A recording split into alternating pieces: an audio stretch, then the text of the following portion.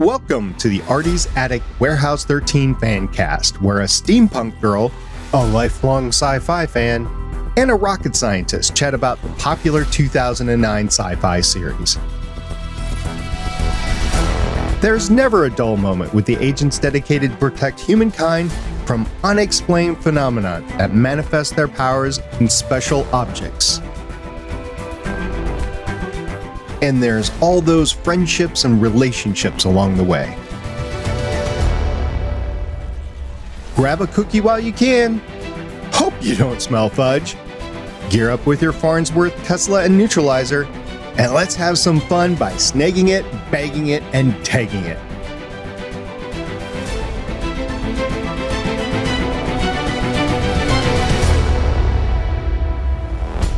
Welcome back to Artie's Attic. We're a Warehouse 13 fan cast. I'm the Warehouse 13 janitor, currently checking and double checking and triple checking the warehouse for any H.G. Wells booby traps. My name is SP. You said booby traps. Boobies. You said booby. She's boobies. What's up, guys? And introducing Artie's Attic, lead agent and historian who prefers to dispose of worthless lawyers instead of dealing with paperwork. It's Agent Shannon. Ain't that the truth? Yes. That's for sure. Yes. I could see her doing that. Yes. And also joining us is the warehouse agent who simultaneously saves the day while cracking jokes and losing both special women in her life. It's Agent Carolyn. Well, crap. That's not what I wanted to do. But I sure, know. I'll save the day. It's kind of a depressing episode at the end. We will get there eventually. We are continuing our Warehouse 13 series discussion with the episode that premiered on September 21st, 2010, 2 years before the PBS Nova episode, Deadliest Volcanoes, premiered featuring the Yellowstone caldera on January 4th, 2012, and 9 years before the live-action Disney Aladdin movie premiered on May 24th, 2019. I'm Nice. referring to the Warehouse 13 Season 2 final episode, Reset. The IMDb description reads, Wells' treacherous attack and devastating betrayal in Egypt has set into motion the plan she has been secretly orchestrating for more than 100 years. When it becomes clear that Wells has in her hands the original weapon of mass destruction, Artie, Claudia, and Mrs. Frederick race against the clock to stop her deadly endgame.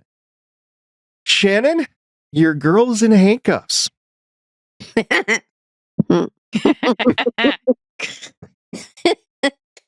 Yeah. Well deserved, right? Yeah. How did you fare for this episode? I mean, this is kind of, your girl gets caught, she gets handcuffed, Myka's like leaving the warehouse and everything. How'd you fare with it? How'd I fare with it? Well, I think that it's cool that you get to see the real. Maybe HG wasn't going to go through with it until she saw her daughter in front of Medusa, right? But regardless of the big show she puts on, she can't kill Myka. Yep. Right? She can't do it. Myka's like, go ahead. Yeah. If I'm going to die Put anyway, a gun to my head. Go and ahead. Pull the trigger. And so it shows you that Myka knows how to get to her. It shows that HG does have a softer side and that she's just really still grieving. And even though she's been in there for 100 years, it may only feel like a couple months for her. Granted, she's still doing some psychopath crap, but still, it explains a little bit more of her backstory of why. I think it was kind of, I don't have a correct word for it, brain injury, but she assumed that the whole world was like crap now. You've been away for just a little bit of it. How would you know, right? How would you know that it's so crap so far? So there's so many artifacts in this episode. Oh my gosh, yeah. It was hard to keep track of them all. Yeah. But I like the fact that at the end, the one that is getting punished the most is not HG. It's Myka for having her belief in HG. Yeah. So she can't live with herself. She can't stand the fact that she was tricked. And she can't stand the fact that, well, Mr. Kusan, he's like, well, she tricked us all. She didn't trick Artie. He never Artie. liked her. But, and even she said, Pete, did you get vibes? Well, yeah, he did, but he just don't want to tell her because why? Because Myka liked her. Well, he trusted Myka's instincts. He trusted her instincts, but Myka let her instincts get colored. Because she liked her. So now she feels the need that I can't do this job anymore. So now I have to go. Yeah, because she can't trust herself. So. Right, she can't trust herself. So even though Mrs. Frederick is asking her to stay, like when she handed her the note, the moment she handed it, you could see that Mrs. Frederick knew what she was about to do. Yep. So I just find it interesting the parallels of it, where you know what HG is going to happen. You know what's going to happen, right? And you know she's going to get caught because obviously she didn't pull the trigger, and she didn't stick the Minoan. Yeah, trident. The trident. The trident. So she was going to have to face the music with the regents. Thank you. Yep. Head. But it's Myka who had the most punishment.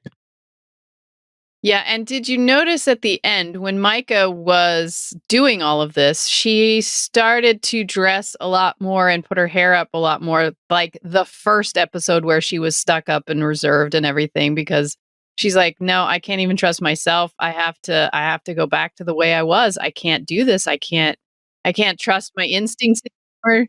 I have to go back to just following everything to the letter of the law. I can't trust my instincts. I can't do it anymore. They're not right. Remind me when we get to next season, you'll see that her and HG, because HG will, spoiler alert, if you haven't noticed, like how many years has been off, HG comes back in season 3. But you'll notice, even without her being actively at the warehouse, and even with Myka not actively being at the warehouse, they start changing and dressing the way each other used to dress. We'll get there. I'm just saying. You just made me think of it. I didn't notice the change in dress back to her original stuck up because I was too concerned about Myka's reverse boobies. And what I'm talking about is the giant mic pack that happened to be in her bra strap on her back. And they kept on having her turn away from the camera. So you see the mic pack right there in her back. I didn't notice that, actually. I think more because I look at people's faces and I didn't notice her back. Speaking of Myka's boobies, I noticed a couple things. One, I did notice her in the suit. She's got two. She's got two. I did notice her in the suit jacket because she looked nice in the suit, right? It's very fitted suit. But also, while she's trying to prevent the next ice age happening, and each time that HG throws the trident into it, she does the whole fake where she's like shaking around. They shaking around because the camera goes right down into it. They did, did they? You're welcome. They played right into that, didn't they? Right into it. I'm here for it. I've got a thing about Pete and his vibes because he deliberately didn't say anything for episodes. And I commented on it. Like, where's your vibes, Pete? Is it because you're time traveling or is it because whatever? I noticed, and they didn't say anything. I think that would have been more impactful this episode if they had him say something to someone. Now, they were saying in this episode, they made him say that he trusts Myka and he was going with Myka over his vibes. But you didn't get that sense.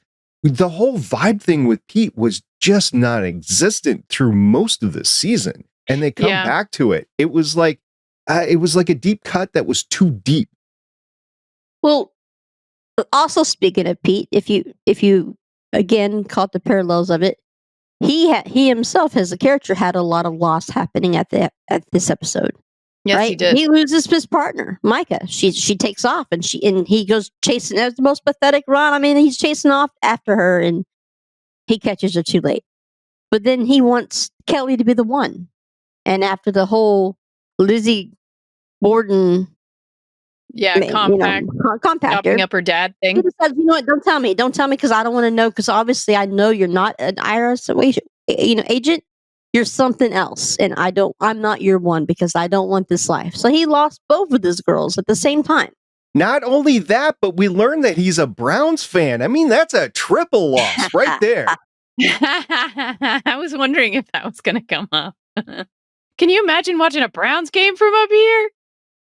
No, not at all. I mean, why would you want to watch a Browns game, period? I mean, they're borderline worse than the Cowboys. You would if you were Pete. I think he actually is a Browns fan. Okay, I got a hot take on Pete here. I think HG did Pete a favor because Kelly did not want this complicated life. She did not want it. And by HG forcing the scenes that she found out that she didn't want it and she told Pete she couldn't take it and left. She did Pete a favor. I think so too. I mean, better to know then than after Pete like spills it all and then she's like, I don't want that. I don't, you know what? I'm out. I don't want this complicated life. But why does she go after him? Why not Artie? Why not Vanessa? Because you go after the person that you love. So Pete thought it was a good thing because she actually was going after him who she loved. That's what the artifact did. The compact and the person that it was with, you go after the people that you love. No, I mean so that's why she went after Pete. No, why did HG single out after Pete? I think because that they needed to have a distraction. She wanted a distraction. And that was going to distract part of the team. And then she thought maybe it would take a longer time to find her, to stop her from doing whatever she was doing. That's my thought. That's a good thought. Well, it did take up Claudia to help him. Yeah, Claudia was his backup. Yeah, then doing a little mixing and matching. I think she went after her because I think HG went after Kelly because Kelly was the only extraneous character to go after. There was nobody else. True. That's true. There's that too. No paperwork. That was the only thing she knew would get half of the team to leave her alone. And maybe she's like, well, if I can't have the one I love, then maybe you can't have the one you love either. That's a possibility. Yeah, I mean, the loss of the daughter hurts. It hurts big time. And she needs lots and lots of therapy for it. Absolutely. But she has Myka, and she knows she has Myka, and then she just ruins everything. HG is a messed up character. Yeah. Yeah, she needs some serious therapy. What did Pete say, like electroshock therapy, and that she tasted like an old grandma? She needs some snuggling. Well, I mean, she threw the insult out there first that he was a mediocre kisser, so he had to throw something back out there. He probably didn't think that she smelled like or tasted like a grandma. Matter of fact, at the end there, I know Pete wasn't there, but at the end, when they're in Yellowstone, she would look pretty sexy holding that trident. I mean, I'm not going to lie. She was looking sexy. Yeah. I do have another hot take. The only reason we maintain Leena as a character this entire season was to be a hard drive for McPherson. That's the only reason. Well, I think only a partial hard drive because she only had fragments. She's like a fragmented hard drive.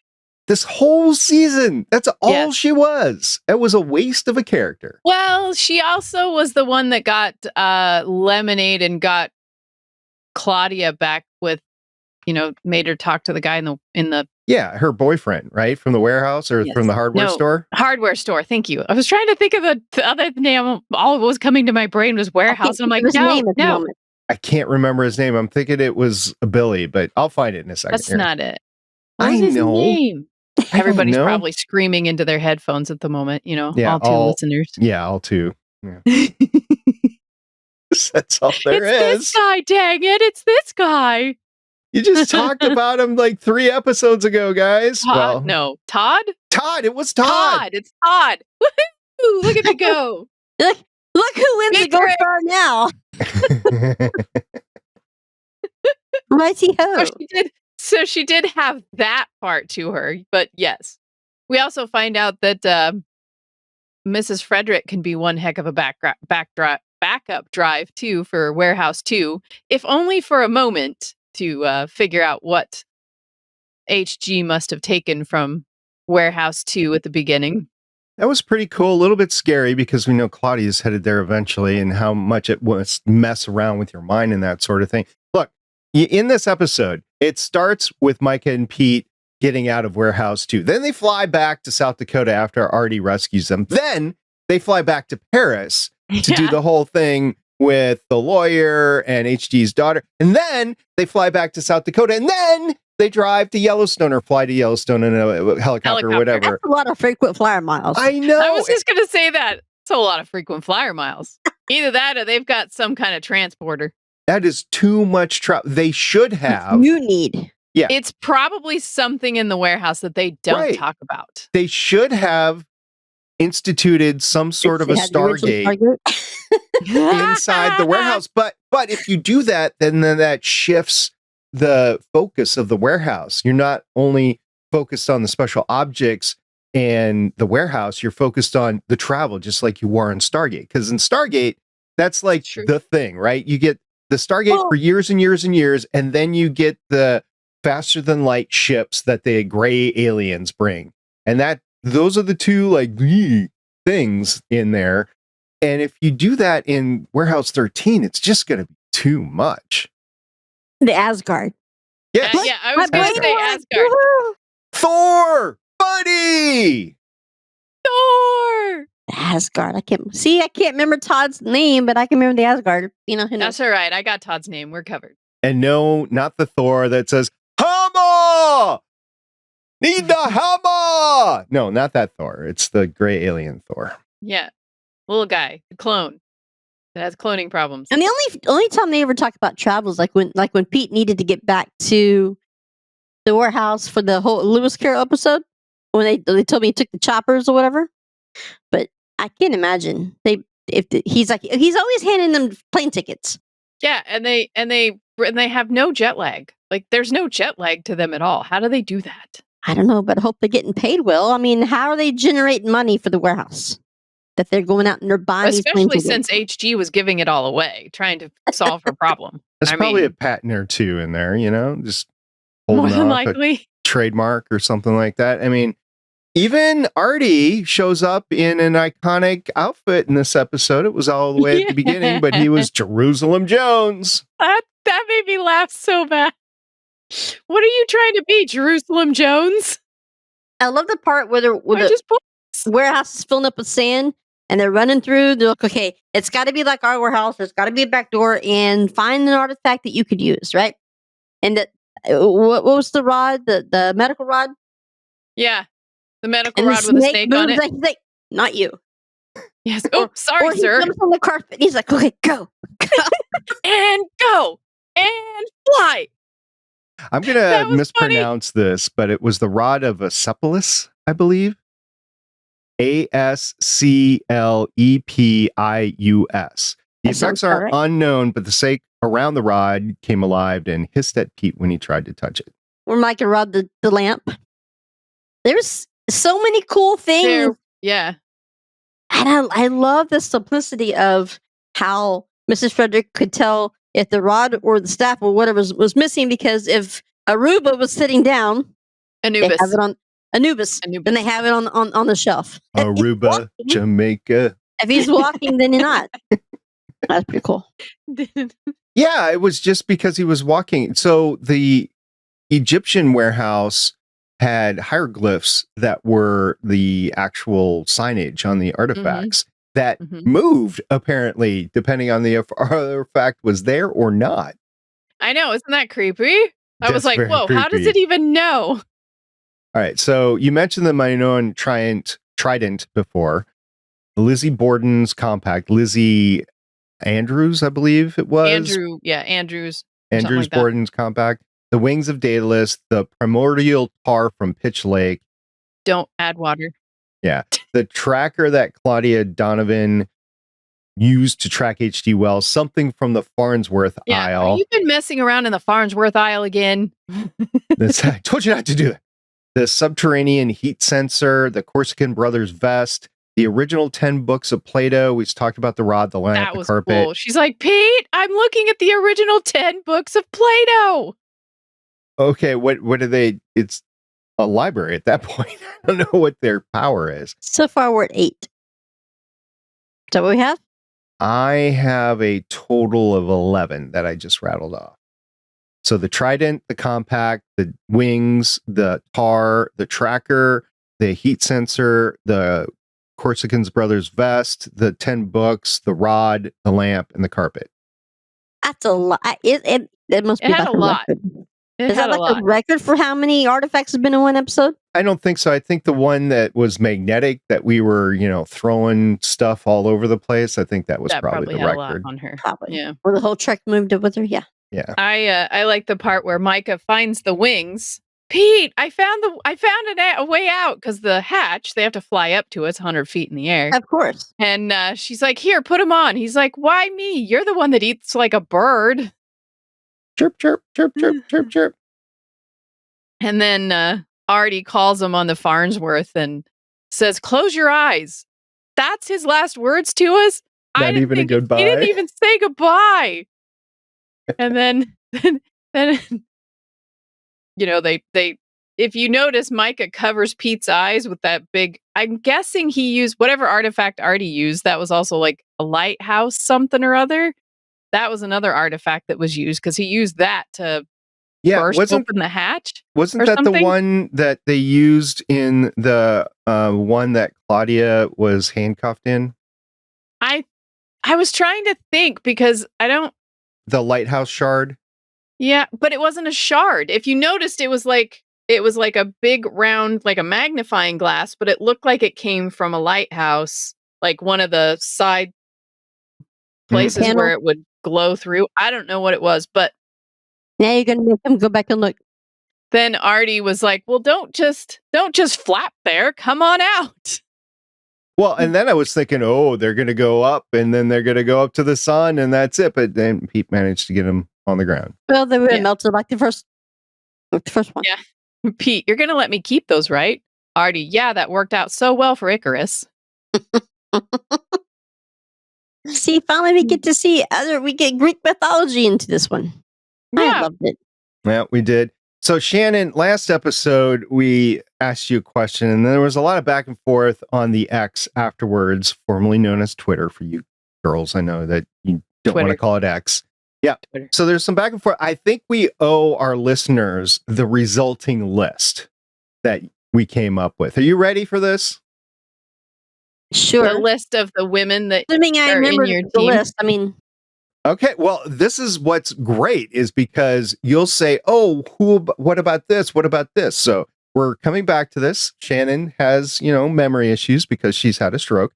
So we are going to go over her list of girls or women that she would have seen last episode when she was in the trap with Medusa, right? So she has divided them into 2 teams, which were like wait a minute. tier that 1. I would have looked at them while I was in. What was it?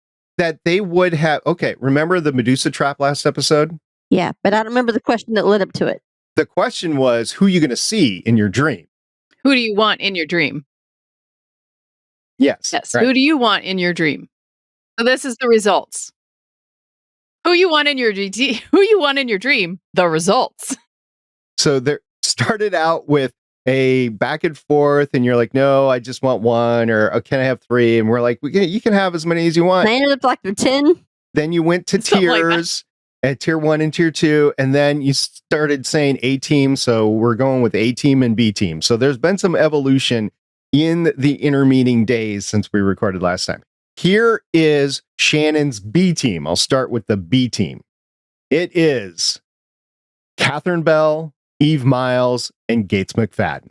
That's her B team. That's a good B team. All right. That makes sense. The But A they team. did not make the A team. Yes, the A team. Yes. Here we go. Myka Baring, Haley Atwell, Kat Burrell, Amanda Tapping, Emily Blunt, Sarah Sashi. Sarah Sashi? Sarah Sashi. From Sarah Person of Interest. Sashi, yeah. Kate Beckinsale. Tatiana Maslany. Melissa O'Neill. And Jamie Murray. I think it's clear to everyone is I have a type. Uh-huh. I have a type. And yes, I agree with all of that. Yeah, that's when I was sending you the gifts of 2 Boss. Yeah, I'm glad you did that because I totally forgot about 2 Boss. I gotta have 2 Boss. Gotta have 2 Boss. All right. So 10 in the A team, including 2 women that were in this episode that we're talking about. Yeah. All right. That's a good list. I'm sure you'll add to it over time, but that's the list we got right now. I'm confident that if you see Dune or Silo, that you will have an addition to that list. What's Silo? Silo, we talked about Apple it before, TV. is on Apple TV Plus, and it's like a sci-fi thing where they're stuck in this silo that holds 10,000 people. And Rebecca Ferguson is the main character in it, and she's also in Dune, both Dune Part 1 and Dune Part 2, the one that was from 2021 and the one that just came out in 2024. So I'm confident. I am confident she will be added to your list as soon as you actually watch her. I think the only other one I would add to the list, she might go B team. What, Carolyn, was the name of the girl from Continuum? Rachel Nichols? And although she doesn't have auburn hair, she's still very pretty. She does have auburn She hair. does have red hair. Oh, no, she's blonde. She's blonde with Naturally red. blonde. She is naturally blonde. All right. Is she A team or B team? B team. I think she's B team. B team? Really? Come on, Rachel Nichols. You want her as A team. You do. She's blonde, though. That's the problem. Maybe you want her as Kira Cameron from Continuum with the brown hair. Yes. I'll see that'll work too because I don't like Joanne. I want Myka. I'll take her from G.I. Joe. I don't care. Rachel Nichols. She's amazing. I like Bridget Regan. And she's so sweet. I met her in person. She's just Bridget Regan. I forgot about that. But from the sci-fi show she was in. The Last Ship? The Legend of the Seeker. Oh, not The Last Ship. Oh, Legend of the Seeker. Oh my goodness. A team or B team? Bridget Regan.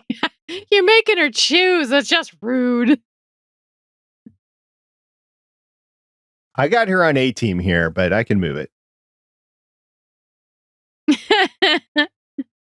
Blasphemy, I know, but I would remove Jamie for her on that list. You don't need to remove anybody. I mean, what are you doing? Okay, 18 then. You can have as many people as you want. There is no limit. Yeah, there's no real reason to have an A It's the team. name Dream. But if you keep doing, we're going to have a A and a B and a C team. We don't need an A and a B team. You're the one that came up with them. Yeah, okay. But as the character, like I didn't like Bridget Regan when she was in Agent Carter. Well, she was also in The Last Ship, wasn't she? I think I saw maybe 1 or 2 Don't know episodes what of that The is. Last Ship. I didn't see that. All of But it. as Haley? I think she played Haley in the Legend of the Seeker. My God, that's such an old show. No one's going to ever watch. What the hell's that? That was created by the same people who created Xena, which is just as campy, but it was still good. And it was actually based off a book. You say Kaylee, and all I think of is Firefly. I know. As soon as she said it, I'm like, Firefly. Shiny. Firefly. Shiny. Carolyn, what was your favorite part of the episode? Oh, I don't know. I mean, there were so many good parts. There was a lot going on in this episode. I'll have to say it was very serious, very sad. It took me a couple watches before I felt comfortable enough talking about it, to be honest with you. Yeah. If the series went on like this, and I don't think it does, but if it did, I wouldn't have kept on watching it. It's just too dark, too serious, too sad. Yeah, I mean, it does get that way, but I remember it getting better, so I kept watching it. But I mean, there were several good parts.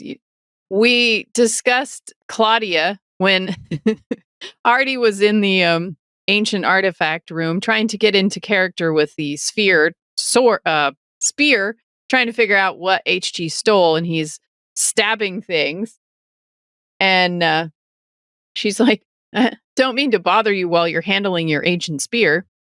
But she found out where HG's daughter was buried and sent that to Myka and Pete.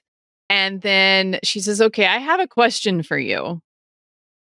When the doctor was here, they were making suggestions that I'm the next warehouse caretaker. And being the nice dad that he is, or surrogate dad that he is, he says, you know what? You're in control of your own destiny. I will make sure of it. You can do whatever you want with your future. He's trying to reassure her, but as she's giving him that hug and you see his face, it's like, I'm going to try my hardest, but I already know what your destiny is. So, I mean, there was very, very cute moments between Claudia and Artie, even at the end when Artie shot HG. However, she was wearing that vest, the twins vest. What was it called? The Corsican vest. Corsican vest, which it was owned by twins. So if it happened, she got shot, but then Artie was the one that ended up with the bullet wound in his shoulder. And she's like, are you going to make this a thing every year, try to die on me? He says, I'm going to do it until it sticks. And she was like, and he's like, oh, come on. I am going to be here to annoy you for many years to come. And then she's like, can I hug you? He says, maybe in a week. As he heals. Because that's how long it takes to heal from a gunshot, from one episode to the next, 1 exactly. week. So a few while ago, you were talking about how, it was sad at the end of the episode. Serious and sad, yeah. Serious and sad. My little bear was watching this episode with me. Aww. And she started crying when because I did not tell her, hey, Myka's the main character. She'll be back next season. Don't worry about it, right? I didn't tell her that. I didn't tell her anything about it. So I looked over and there's like tears streaming down her face when Myka was leaving and HG was being arrested. Aww. And then when I'm like, what are you doing? She goes, don't look at me. She hides her face underneath the blanket. Aww. Aww. So I'm like, yeah, it's okay. That's sad. I think I back. cried the first time, so. They'll be back. It's okay. After I have been through some crap podcasting about shows that I probably should have stopped podcasting about, Arrow meaning one of them, yeah. I will not take a series like this and take it forward if this is what they give me. I won't deal with it. It was just too much of a downer. Whoever put this finale together did not give it enough uplifting to take a viewer like me into the second season. And I just think it was You mean into the third season? Yeah, into the third season. I think, Jack Kinney was one of the writers on the episode. He's the showrunner. Nell Scoville has also an episode under the belt with Merge with Caution, and then does some season 3 and season 4 episodes. Those were the writers, and it was directed by Konstantin Makris, who has several, total of 9 episodes. This is the 4th episode, kind of in the middle there. I think they made a grave mistake with this episode being where it is.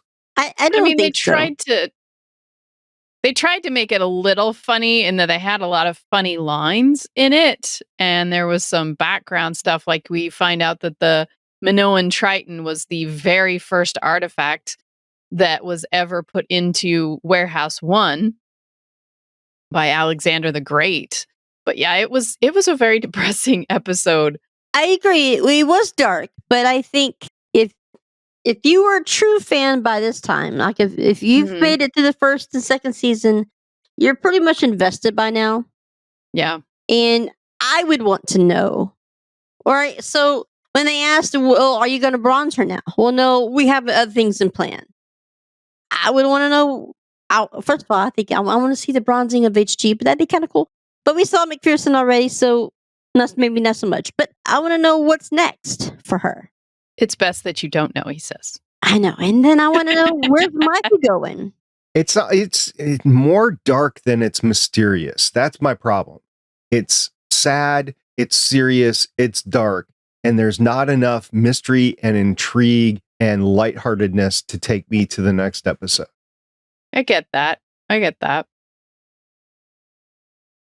I think, yes, it was very sad. Although the letter that Myka wrote was very sweet, even if it was sad when she was leaving, because she said, Pete, you're the big brother I never had. Leena, you're the mom. You need to take care of everybody, make sure Artie eats right. And then Claudia, let's face it, you're the only adult in the room.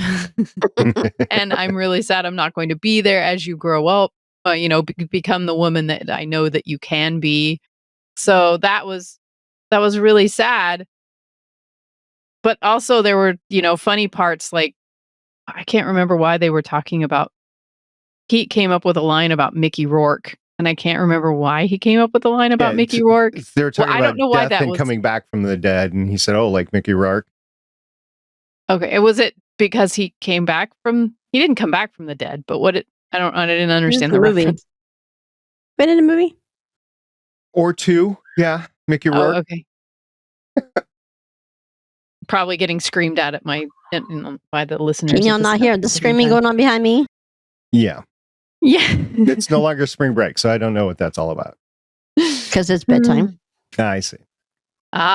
So if I had to choose a favorite part of the episode, it would be when Claudia was caught using the Farnsworth Isle tech to put a tracker on HD. That was funny. That was my favorite one. I would have picked one of the other scenes between Claudia and Artie, but it's just too serious. And as I said before, she was not given a choice. And even though Artie is saying, as you said before, Carolyn, that she was given a choice, she is not going to get a choice on this whole thing. And, Artie's lying through his teeth when he's talking about it. Now, in the end, she might decide that this is what's going to happen, but she's really not given a choice then, too. So it's a little spoiler for the future. And I think Artie's going to try. I think Artie might try, just because he cares so much about Claudia, to try to give her that choice, even though he knows it's not really anything he can even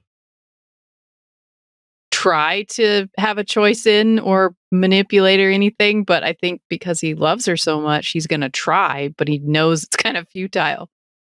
So let me ask you ladies this. You got the trident, right? And it causes extreme vibrations when it touches something, right? Oh, geez. So do you think HG took a little detour on her way to Yellowstone when she had the trident? You get that little tingling sensation? Yeah. I think it'd ruin her vehicle, would it? Well, say she got a hotel by the hour or something like that. I mean, that's possible. I mean, what we did find out was how long she's been planning this, because that's the artifact that she found before she was even bronze that probably got the other person killed. Was the first part of this trident, was the hook part, right? That she put on her daughter's coffin. And we find out she's not actually trying to bring her daughter back. She's figured out that's not even possible. So, you know what? This world is terrible. She says it needs to start over and the earth needs a break. And that's how you get Silo. Just saying. But really, she doesn't actually want it. She wanted someone to stop her, but she just thinks she's already gone this far. She may as well see it through until Myka gets through to her. Like, hey, if you're going to shoot me, you may as well shoot me. You're going to kill me either way. So shoot me. What's the difference? If you actually mean to go through with this. She went into the bronzer already exhausting all the efforts of trying to bring Christina back. So she's just pissed off, and she wants everyone to feel the same pain she feels, right? So so by the time she buries her, which is probably why she never put her in the ground. Mm-hmm. So so by the time was she like 1890 something, 1899? 18 is what they say. I don't know when Christina died. First date. Yeah, but I don't know the date. It's been a minute, so she's been planning this for a long time. So I think if you really analyze the receipt, maybe she's like, well, back when she's like, well, I asked to be bronze. Mm-hmm. She was trying to figure out doing it. Yeah, I think she was really trying to see if she went into the bronzer and then at some point somebody got her out, if the world had gotten better, and if at that point there would be some way for her to rescue her daughter. Well, we do know that she wasn't supposed to be in there for a century. She was only supposed to go in for 10 years. They said that in an earlier episode. Did they? Yeah, she was only supposed to. I hate it when that catalog gets misplaced. So she was only supposed to say 1910, 1920s when she would have come out. Yeah, that wouldn't have helped. Definitely would. She would not have liked that time period at all, would she? Or the 1930s and 40s. She would have gone down with the Titanic. Probably. True. Let's see how this new steamship works, right? Yeah, she might have. Yeah. Where she'd had some kind of grappler that moved the ice out of the way or something. Who knows? Oh, probably. She probably would have invented something. I don't know. The iceberg is just too big underneath. It's probably more than 2/3 of that iceberg was underwater. Normally, it's like 1/3 above water and 2/3 below water. Pretty sure that the whole Titanic was doomed the moment it got anywhere near that thing. I think they did a Mythbusters on that. Okay, and? I don't remember, but I think it was the fact that there was no way they could get out of it. Like the myth was busted that the Titanic could have saved itself. Like it could have turned in time. It could have. You were already going to hit it. They busted it because they found that it was that big,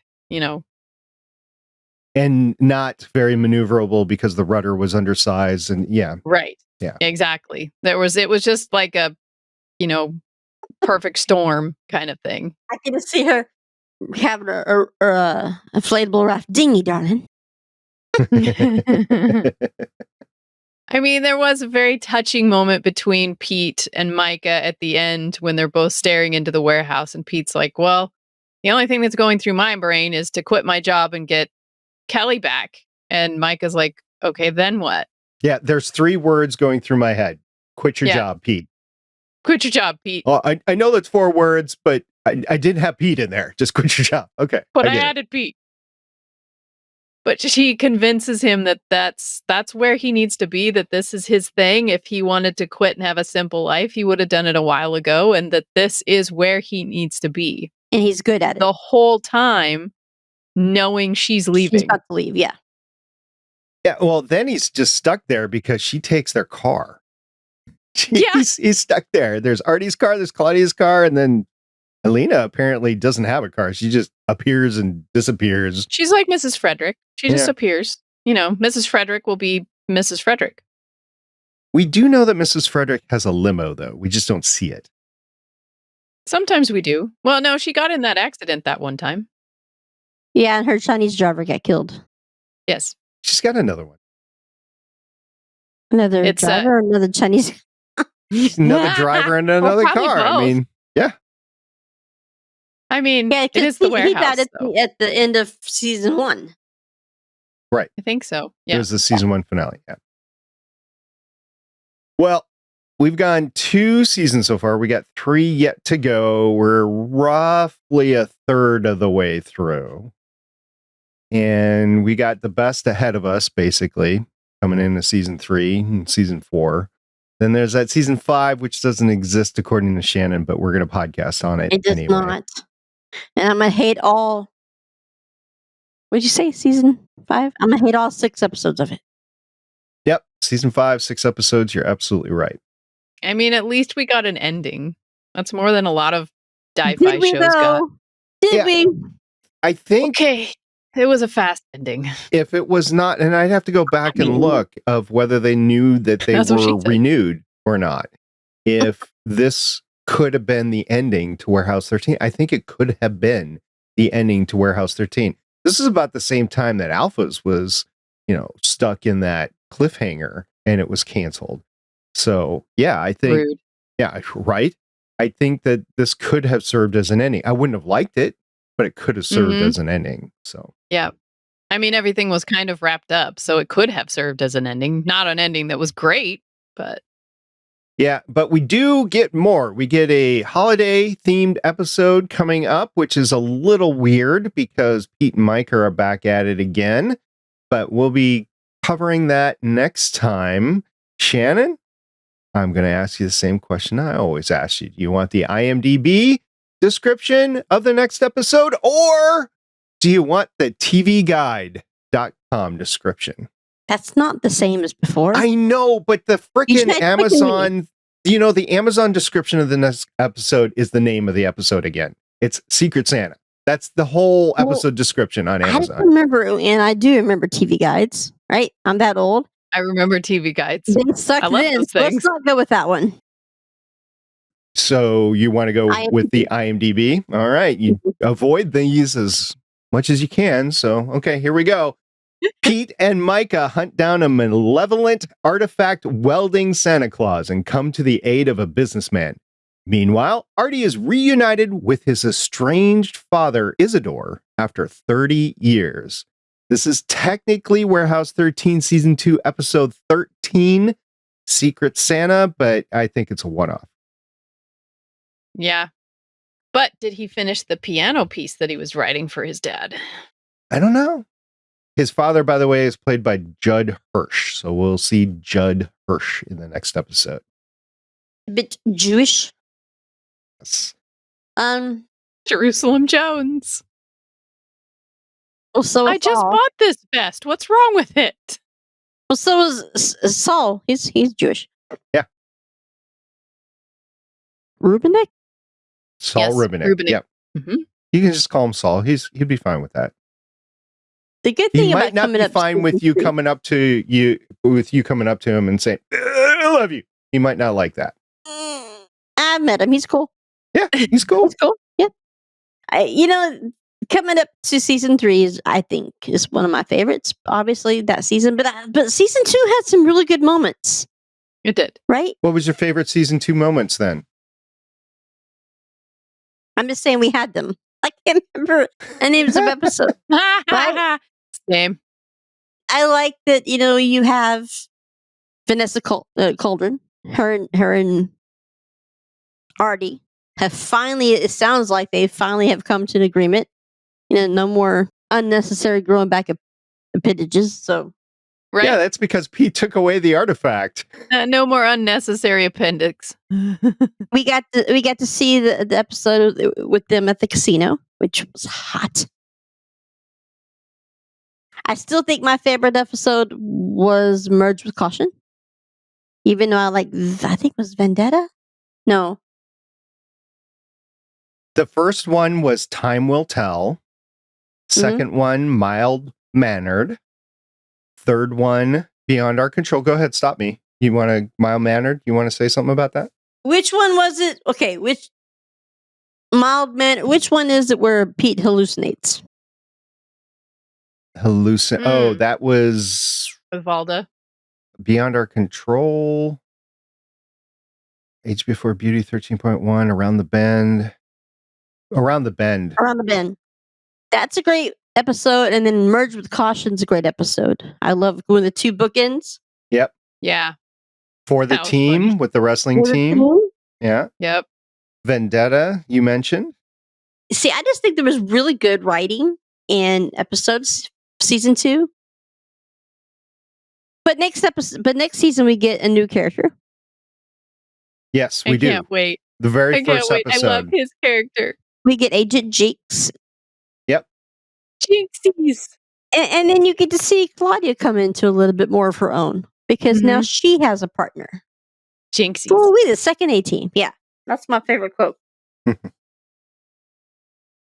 And he has his own talent and powers, kind of like with Pete. He gets vibes, but it's just where he can tell people are lying. Yes, he's a lie detector. Right. So I think in the next season, they round off the characters with another episode. I mean, with another character that fits well into the mix. He does. And you're still going to get to see a little bit more of HG. She comes back. They take her out. I think they put her into a Magic 8 Ball or something like that. Magic 8 Ball. You're looking at me like, what? Yeah, they put it in Magic 8 Ball. I have to. I've not watched them as often as you have. So when I watch them, it's kind of like I'm watching them again for the first time and going, "Oh, I kind of remember that." Yeah, but I think season 3 has some really good episodes too. So I'm excited for it. There's 12 episodes, regular episodes in season 3, and then they have a 13 holiday themed episode again. Season 4 they went hog wild on that. There's a total of 20 episodes in season 4, but then we're cut with the just 6 episodes in season 5. They were just given that to wrap up the story, basically. Yeah, they did the same thing with Continuum. But with seasons 1 and 2 and 3, we only get 12 episodes, right? So season 4, we get 20? Season 4 is 20 episodes. I want to say in season 1, it was less than 12. Let me look at that. Really? No, it was 12. I remember that. And it means that, well, so in reality, that means seasons 1 through 3 did really well in the ratings, that they were given permission to have more episodes. Well, remember also Eureka was not canceled, but they just ended Eureka by that time. So they were just searching for something to fill time. It was sad to end Eureka. They could have ended Warehouse 13 with season 4. And you would have had enough episodes and to feel like you had a completion without being rushed into the next season and papping it all up. But, that's my opinion. Season 4 it aired anyway on July 8th, 2013. And then season 5 premiered April 14th, 2014. So there was about a year in between the 2 episodes. So when did season 3 end? It was 2015 when I went to Dragon Con in the end of August. And that was when I first met Eddie McClintock and Joanna Kelly. And that was when I told him, I was like, you guys got a raw deal. That shouldn't have been an end. It shouldn't have ended. I really love the series. And he gave me like the biggest hug ever. And I was like melting. And it was about the same time and all that, either 14 or 15 that Defiant started. So Defiant started in 2013. We've had this discussion before. Oh, that's right. Because also when I was there, I met all of the Defiance people, and that's what we were saying when we were screaming, "Renew Defiance!" and it never got renewed. Right. Di-Fi. Yeah, we've had this discussion, but I was thinking of at the end of season 3 is when they were starting Defiance. That's what it was. Because that's I think that's one. That's true. So, well, it's actually at the end of season 3. 4. When is Instinct? What season is it? At the end of 3 or end of 4? Instinct is the 3/4 of the way. It's the 15th episode of season 4 is Instinct, and that aired on June 3rd, 2013. Okay, that makes sense. Yeah, and Defiance premiered on April 15th, 2013. So that's like 2 months away from each other. Instinct is the last major episode you see H.G. Wells in. And she doesn't come back into the very last episode where Claudia becomes caretaker, where they're divvying up around the will. We'll get there. But that's the last episode. That's the last episode you see HG in. And let me tell you, fanfic went crazy after that. I think. Yeah, you were reading a lot of it after that. I remember that. The one I sent to you was based off that episode. Okay. So now you're going to go back, haha, and then you're going to go read aha. Well, Shannon, I don't have that much time to read fanfic. I have to edit the show after all. You do. You are our janitor, And you do such a wonderful job, and we appreciate you. Yeah, I know this, but for the listener, they might not have received this message from this podcast. It's been another podcast before. Shannon does crack the whip on any podcast she's on. If she records an episode, she wants it out that night or the next day, right? So I had to negotiate with her at the beginning of this and say, no, we're going to record on Tuesday nights, and I don't have time to edit it until Thursday night. So it's going to be Thursday night. And she fought with herself for about a week or two and thought, that's okay because this show has been long gone, so we don't have to get it out right away. That's exactly what it is. Because if it was Picard, I'm like, come on, we got you wanted to like record it and then air it like the day before the next one recorded. No, it was just wherever it was going to fit in. I think we were recording Friday night, and I record Legends of S.H.I.E.L.D. on Saturday morning. And I had two shows that I had to edit, and I only have so much time. So I'm like, well, but nope. And then someone will text Sean. He's like, really, how do you manage to do it that fast? He does edit quite. That's what she said. Yeah, quick. He does edit quicker than I do, but we edit slightly differently. So I do better in some things. He does better in other things. It's a good team if we were ever to team up. Well, I think we have a good team. Yeah, I think we have a great team. We have an A team. We have an A team. There is no B team yet. There's no B team. Well, I don't know. I have my two other B teams. Okay, yeah. Your daughters were the B team. Yeah. If your daughters want to take over the podcast after we're done, that's fine. They can do that. No. I mean, this is my favorite thing to do on Tuesday night. It's the only thing I do on Tuesday nights. So, Shannon, are you done with this episode and the season? Or is there something you just can't think that you need to get out there, but you haven't said it yet? No, I've been pretty vocal. Yes, you have. That's not a problem. It's never a problem for me. So I think I'm done. Yeah. Carolyn? I'm waiting to see what other hairstyles they give Claudia for the next season, because she seems to have a different hairstyle almost every episode. I'm liking the hair. I do. I always liked the way her hair was and how she changed it every time. I liked the growth of the characters that we got this season and the trust that not that kind of growth. I'm pretty sure Joanne had something going on. She had some growth. That's funny. Or some padding or something. The closeness that Pete and Myka share as as partner and big brother and sister, and the reluctant love that Artie has for everyone, even though he would rather just be doing it all by himself, but then he can't do it all by himself. So he really likes everybody there, but he doesn't like everybody there because they are always meddling in things. Let me tell you, as you get older, you can't do it all by yourself. And then you try to teach the next generation. You're like, no, not like that. No. You're like, why are you doing it the hard way? I know. I mean, you get people. So I'm a supervisor at work and I'm trying to bring up people to replace me. And there's a couple of promising people, but there's always the one in the office. You're like, what are you doing here? How'd you get this far? Yeah. Why did we hire you? Here? And I haven't hired any duds. Somebody else has always hired the duds, but not me. So far, I'm going to knock on wood, but yeah. All right. So ladies, did you get any feedback from this week? Sadly, no. No one wants to email us anymore. We just have people interact with my list. That's true. We did have a lot of interaction with the list. Some of us like, what the hell are they talking about? I don't understand what they're talking about. I replied to that when I said, see tweet below, above. Yeah. Tacos. We were applying the tacos. Tacos.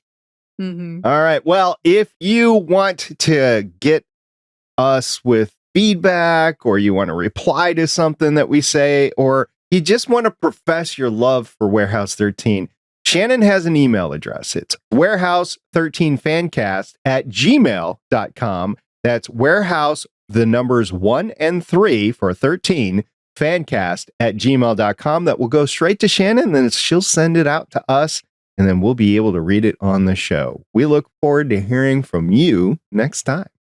Or, any kind of review on iTunes or reviews wherever. Yeah, 5-star reviews are things. Preferable. Yeah, that would be great. We like all the things. We'll say them on this podcast. Yeah, doesn't matter what it is. We'll read it. Yep. Well, that's it for this week. Until next time, I'm the janitor. I'm SP. I'm the monkey that presses the buttons. I'm Sci-Fi Girl. Bye, guys. Ocean 363. Later. Thanks for joining us for an episode of the Artie's Attic Warehouse 13 Fancast. You can find all our episodes at warehouse13fancast.com. If you'd like to contact us, you can hit us up on our email at warehouse13fancast@gmail.com. We are a part of the Lone Wolf Podcast Network. You can hear more of this cast and other shows like it by checking out lonewolfpodcasts.com. The intro music is Sci-Fi Hybrid Intro by Soundmake, and the outro music is Science Fiction by Tunes to Go. Both were purchased on pond5.com.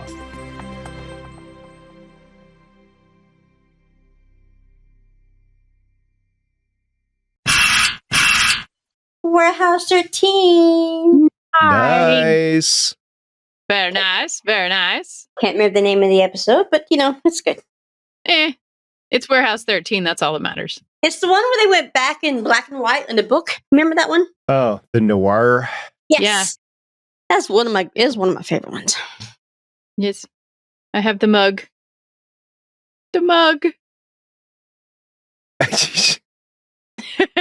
You're like, Well, the mug. No. Carrie drinks out of them. She uses them for hot chocolate. So, but she doesn't want to clean them, likes so them she that goes much? from one. Yeah, so she goes from one to the other. So there are no clean ones at the moment. So, Okay. That's valid.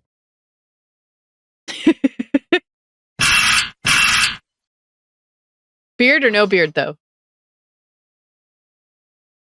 Well, there's gonna be you got. Let me take a look here. You got one more week it of is the beard. first day. It is the first day of spring, so No, April 1st. April 1st. no. Today is the spring equinox. So I it's the know. first day. April 1st, the beard comes off. Are you April Foolsing us? No, it's just the way it turns out to be. October 1st to April 1st. It's 6 months. Oh, so you have a time limit. It's 6 months. You only have the beard for 6 months. Yep. That's the limit you put on yourself is 6 months. Well, I would keep it longer, but the pollen is just going to go nuts once it starts to warm up again after a cold front. I thought you'd wait till it gets warm and then you're like, all right, it's coming off. Well, I mean, that's part of it. It gets shorter, but yeah, it's coming off on April 1st. Yeah, no one wants to mess with you because you don't want to do paperwork. nope, but I'll shoot you. I'll put a And hole make in somebody do the paperwork. you. Yes, you there while you're lying down. Write your name. Never mind the blood. It's mine. It's not yours. Use the blood. It's okay. Use the blood. Right in the blood. It's fine. Your ink will never run out. Well, actually, it is running out of you, but it's okay.